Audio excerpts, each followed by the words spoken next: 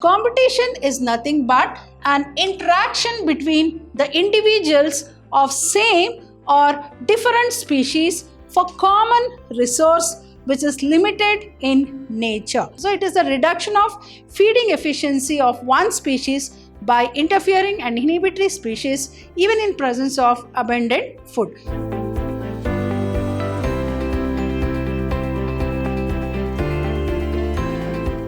Hello dear students, myself B. Shobha Rani from the Department of Biology, Vidyashram Pre-University College, Mysore. Welcome back to session 7 of this interesting chapter called Organism and Population. You can see the beautiful birds in this picture. What are we going to discuss in today's session? We are going to discuss about a very important concept called competition, where you do not come across competition. Competition is everywhere, and as you all know that you'll have to study so hard and try to get very good marks, because this is a competitive age where you have a tough competition to face in your life or maybe in your career. So in the same context, now let us discuss about the competition among the organisms. So what is competition? It is an interaction between the individuals of same or different species for common resource which is limited in nature.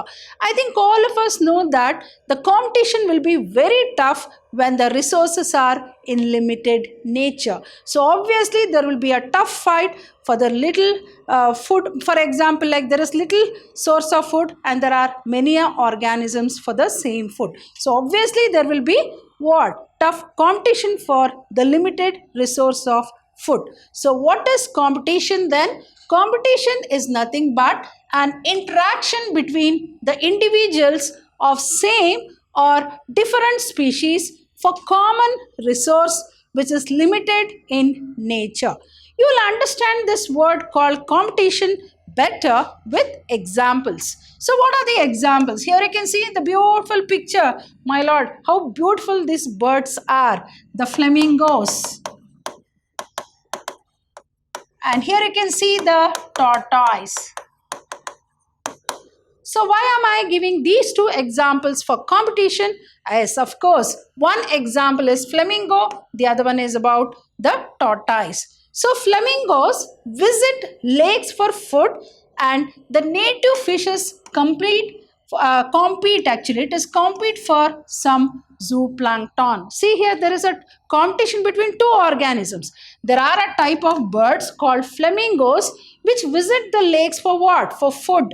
And the native fishes which are found in the same lake are competing for what? For zooplankton. See, the sources of food, even for example, like the flamingos visit for what? Even for the zooplankton or maybe for the fishes. So the same fishes are also competing for the same resource. So there will be a tough competition between these two organisms. See, these are two different species. So competition might be between the same species or different species.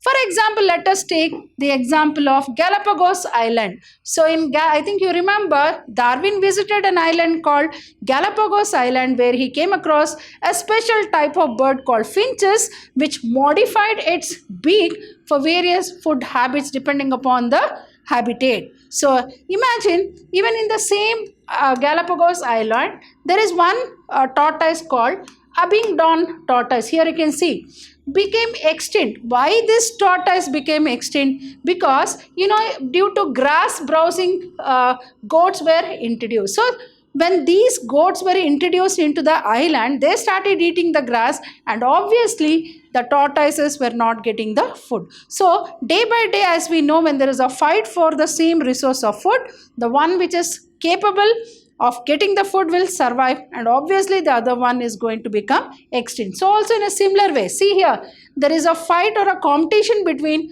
the Abingdon tortoise as well as with what we call it as goats. So this particular type of competition may be for food or maybe for shelter or maybe even for a suitable reproductive mate is called as the competition. So this is a very important concept from examination point of view. So let us once again brief up as to what is competition. So what is competition?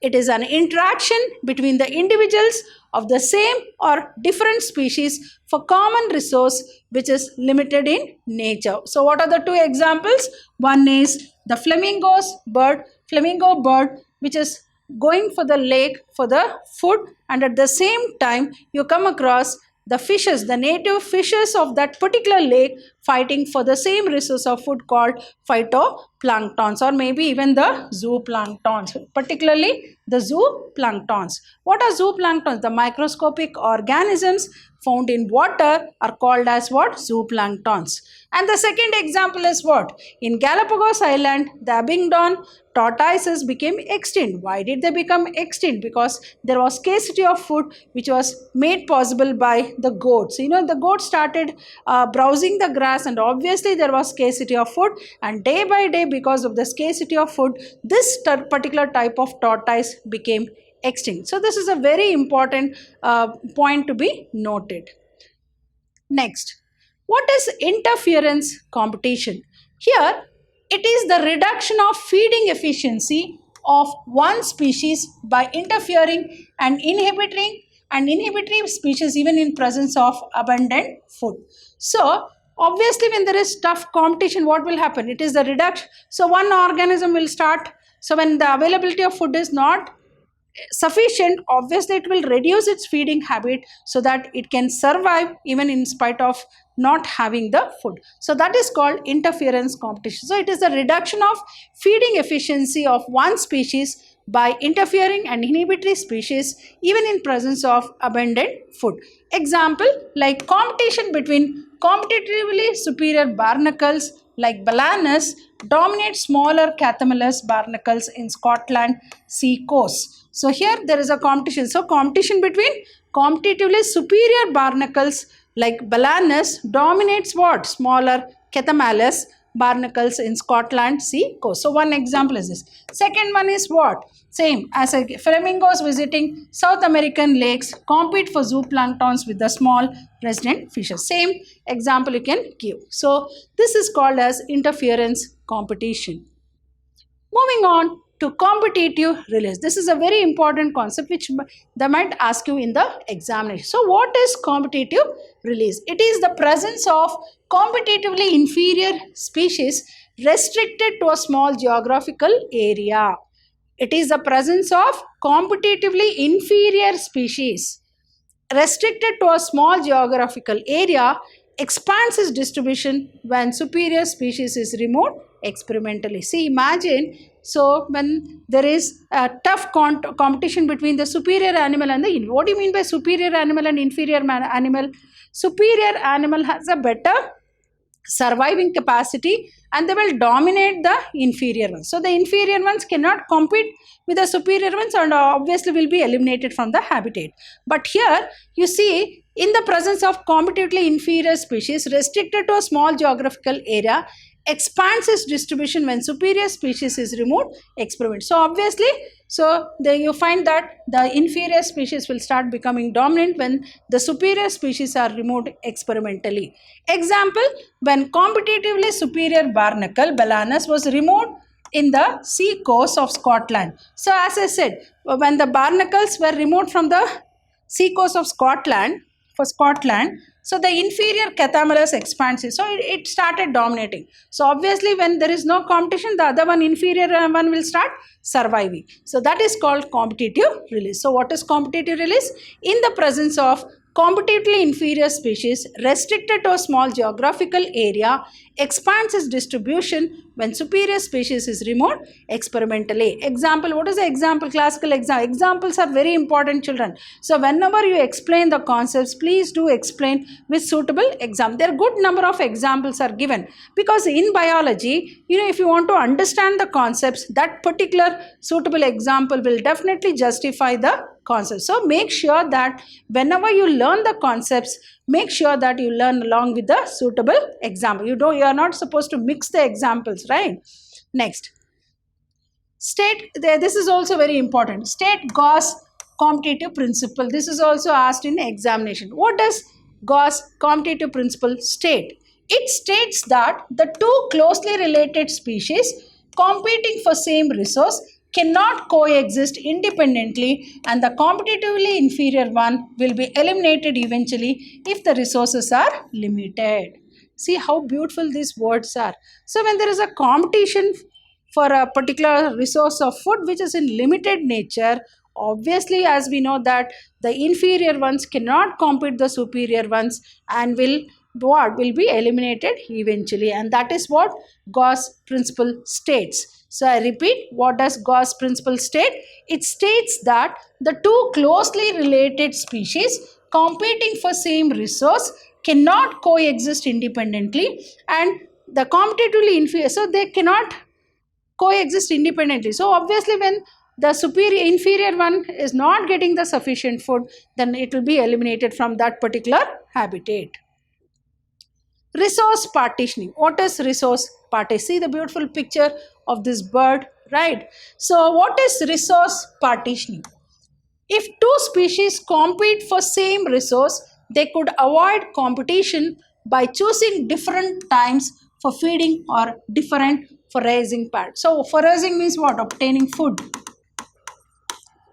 See, if there is competition for same resource, what can like even both the organisms want to survive, what will they do? They will choose the different timing for food. So like if one bird goes in the morning, the other one goes in the afternoon. So obviously though the two birds are competing for the same resources, none of the birds will be eliminated from the habitat. So it's like an understanding between the two organisms, and that is called resource partitioning. So making it's like an understanding, it is like a telling that first you come, then later on I'll come, so that both of us will get the food. So that is how. So if two species compete for same resource, they could avoid competition by choosing different times for feeding or different foraging pattern. Example like MacArthur showed that 5 closely related species of warblers, that is perching birds living in the same tree, coexist by adapting behavioral difference in their foraging pattern. So see, the same group of birds are there, barnacle, that is warblers, but how do they exist in spite of the competition? They start choosing the different foraging pattern, that is the food pattern what they want to obtain will be of different, so that all the 5 will survive. So that is what is called as understanding. Obviously even in human life also understanding is very very important, otherwise what will happen? There will be a fight. So understanding is very important, and for what? For understanding for the same reason. So for example, like you have one banana, like what do they do if two people are there fighting for one banana? Is it better to fight? So what they do? They take half of it. So in a similar way, so if in the same way, like what? Morning one type of organism will come and have food, the remaining other time the other one will come. So like that. So it is like an understanding between two organisms fighting for or competing for the same resource of food, and maybe even the resource of food is limited, so they will try to share it. So that is a very important concept that is from examination point of view. So in the coming session also I'll be dealing with parasitism. All of us know that it's an interaction between the host and the parasite. The host and the parasite. Obviously we know that parasites are the one which reside in the body of the host and feed on the food what the host prepares or what is found in the host body. So it's an interaction between two organisms of different species where the smaller one is parasite and obtain food from larger organism, that is the host. So this is all, these are the very important what you can call it as population interactions also that is involved in a population. Next, coevolution of host and parasite. I think all of us know that there is always an interaction between two organisms, and if one organism is eliminated, obviously the other one also will be eliminated. So it is called what? Coevolution.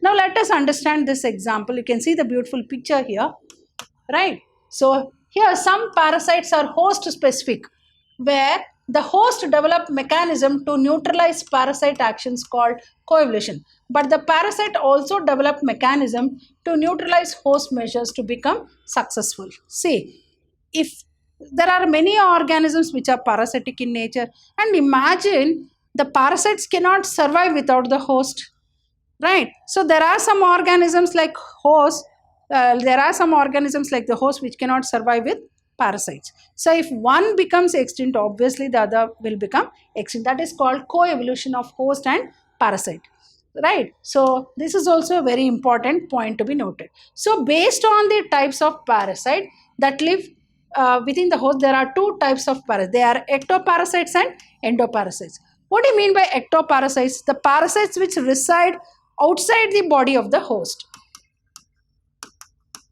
Outside the body of the host. Here, if they reside inside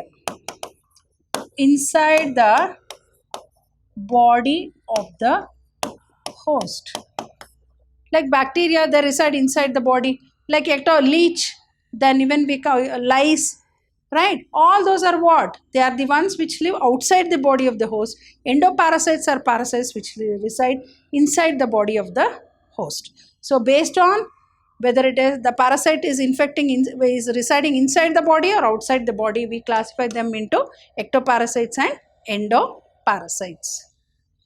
Hope you have understood all the concepts what I have explained in today's session. So what will I be explaining in the coming session? Same, I'll be continuing the same concept called parasitism, one more population interaction called commensalism, and the other one called mutualism. All these are very important points from examination point of view. Definitely they're going to ask one questions from these important population interactions. So I'll be back in the coming session with the last part of this very interesting chapter called organism and population. Till then, goodbye and thank you.